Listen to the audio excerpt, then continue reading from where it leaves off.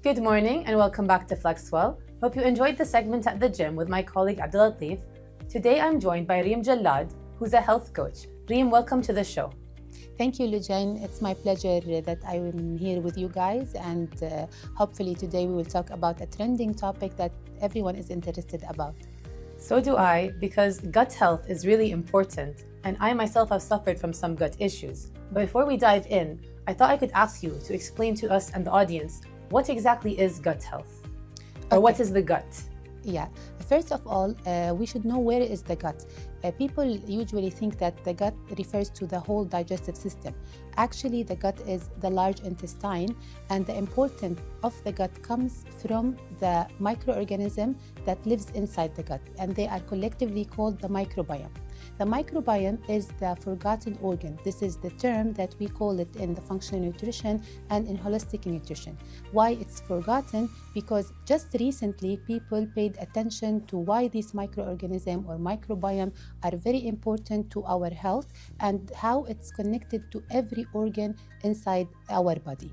The gut contains microorganisms such as bacteria, viruses, parasites that lives in harmony inside our body and inside our system, produce products that is very important for our brain, for our immune system, for our digestion, and also for our overall health, especially hormone production and mood and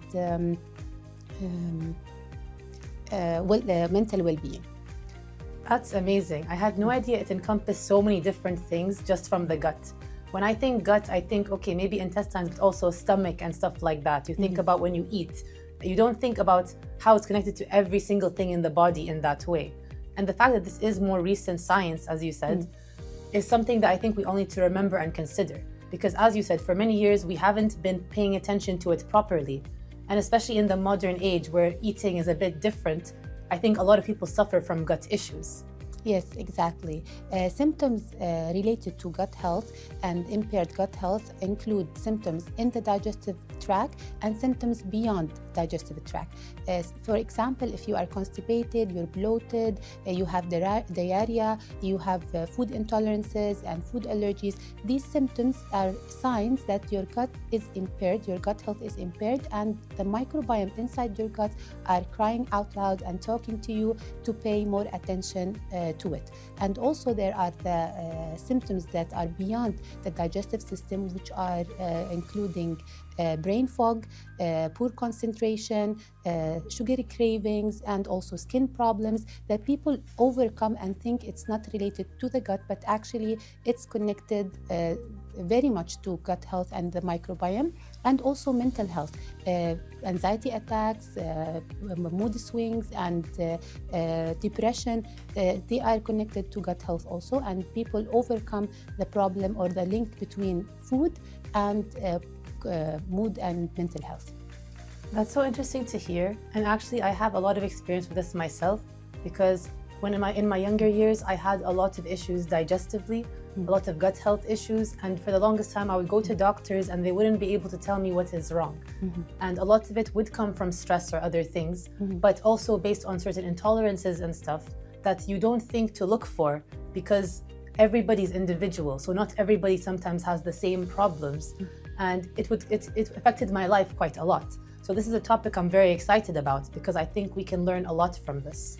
Yes, I'm so happy to hear that, Lujain, because like you, there are a lot of young people suffering from a lot of problems related to their mental health, their immunity, and also overall well-being, and they don't know that food and simply the gut health can repair and can help them.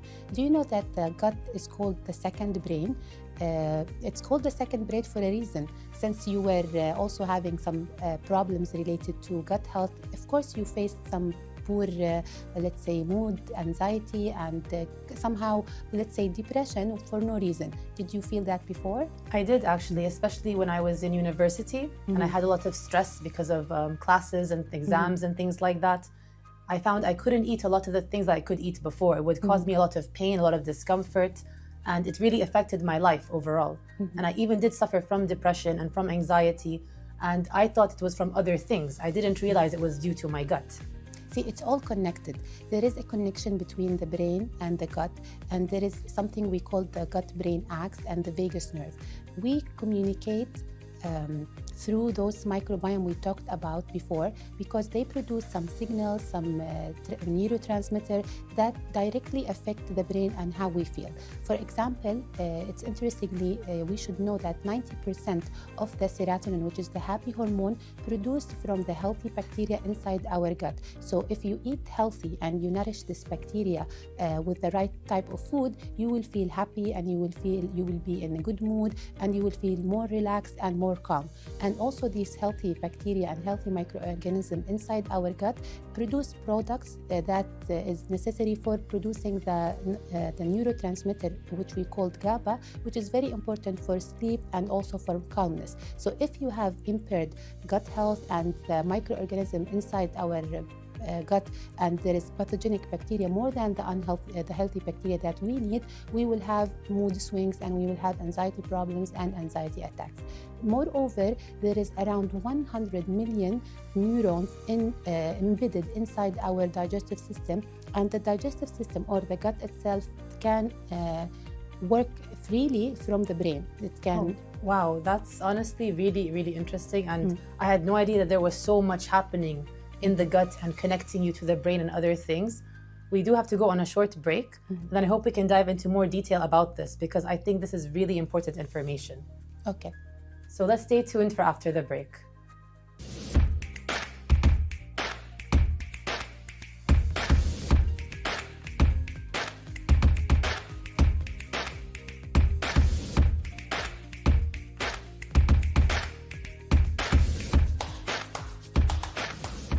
And we're back from that short break.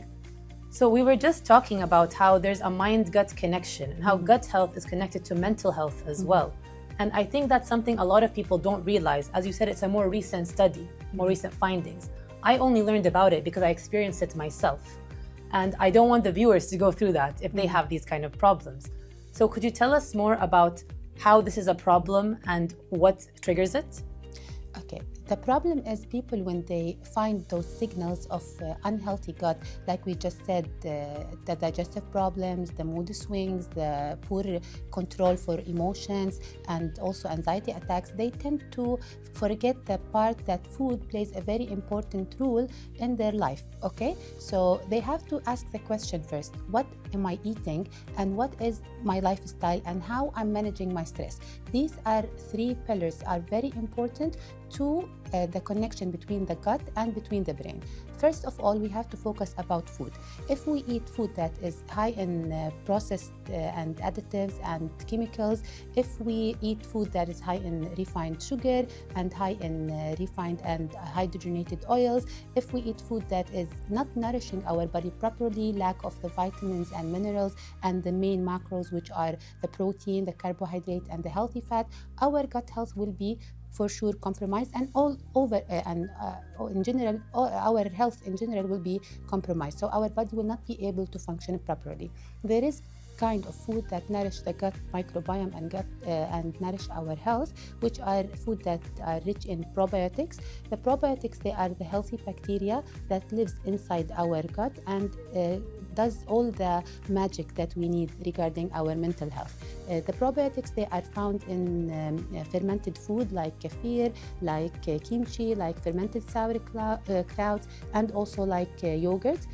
Also there is prebiotics, which is the healthy food that the probiotics, the healthy bacteria needs. So you have the bacteria, that's beneficial bacteria inside your gut, you have to nourish it and you have to take care of it.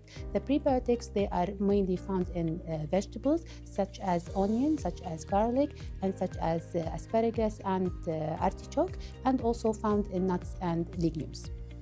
So is it good to try to incorporate these into your diet every single day?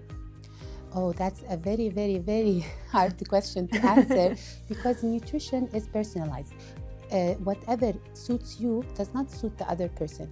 If you eat fibers every day and you have good digestive system and strong digestion, you will feel very good and you will feel great. But if you have digestive problems, if you don't have enough stomach acid, digestive enzyme, IBS, food intolerances. Fiber will kill you and will cause a lot of problems. So I cannot answer this question broadly. It depends on each case and each condition. In general, if you're healthy and you don't have any problem, eating and consuming fiber around 28 to 35 grams per day is very good for your health and for your gut health and for the microbiome inside your gut. So moving forward from the food intake, as I said, lifestyle. Lifestyle is very important. If you are always stressed, if you don't sleep properly, and if you don't exercise and drink enough water, also your gut health will be compromised for so many reasons. Sleeping is very important. It's a biologically regenerating status that we have to put ourselves in it. Sleeping hygiene, a good sleeping hygiene is very important. Sleeping for 8 hours in a dark room, in a room without noise, let's say in a cool room that is not hot, not cold, to allow your body to reach that point of regenerating the cell. And detoxification is very important for your gut and for your overall health and mental health also. That makes so much sense because actually going back to the food for a bit, I actually have experienced that because you know how salads are meant to be very good for you? Yes. Everyone says eat salad. I can't eat salad. When I eat salad, I suffer so much digestively. It hurts my stomach. Even though I know that's meant to be very good for you, but it's just too harsh for my system personally because of the digestive issues I've experienced, like IBS and other things. Whereas I have another friend who she can eat salad all the time, but she can't eat things like bread or more fibrous grains, which to me, I can handle no problem. So it is a very individual experience. Yes, and it's always interesting to talk to people about this stuff and find out that eating is an individual experience. And in order for your own health, you need to not follow every single thing you see online, for instance, especially nowadays, but to focus on what works for you. And as for the lifestyle and sleep, I think especially in the modern world, most of us are not following that properly. Most of us are in a high-stress environment. We're very busy. We're always doing things and we're not resting. Sleep, I know, suffers a lot. I've had a lot of sleep issues. That could have been what caused a lot of my problems as well, that I wasn't sleeping enough. And I love that it always goes back to how important these simple things, these basic things are actually what makes us as humans survive and function. But I think people forget that a lot. Yes, that's very important. What you just said, Lujain, is very valuable for me and very important for me to hear, because this is the way that you connect with the nutrition and you understand that how it affects everything holistically, not only one part. It's not about calories, it's not about weight gain and weight loss, it's about everything. Food is the main fuel to your body to be able to sleep properly, to be able to function properly, to communicate, to grow hair, to grow nails, to look good, to feel good. It's all related to food, gut health, and how your organs work according to that. Managing stress also, you just mentioned that it's a stressful world, and even checking the notification in your mobile, it is causing you stress. Someone sends you a notification, maybe it's just random forward message, it puts a lot of stress. Having high cortisol, which is the stress hormone, will stop the digestion, will affect multiple function inside your body, causing also your gut to be your gut health to be compromised, and affects our little community that lives within us, affecting also our mood, our brain function, as we said, our mental health. We have to take care of these simple 3 pillars that affects our health and well-being, and we have to pay more attention to these simple lifestyle modification things that we should do. That was very well said, and I want to thank you for sharing this information with us because it's so important. And I personally wish that I had met you many years ago when I was suffering with this, because I learned the hard way about all this information. Yes. And I'm still learning. We're all still learning.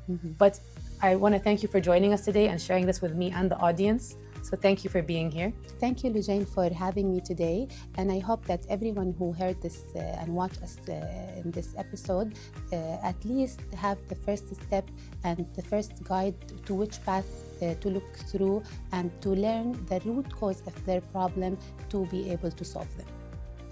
I agree entirely. And with that, dear viewers, I hope you learned a lot yourself about how important gut health is, what the gut is, and how the gut can be the second brain, because it not only affects your nutrition, but your nutrition also affects your mood, your lifestyle. And it's not only what you eat, but how you manage your stress and make sure you have enough sleep, because all of these factors will go into having good gut health and a better mood and overall lifestyle in general. So with that, I hope you enjoyed the episode and we'll see you next time.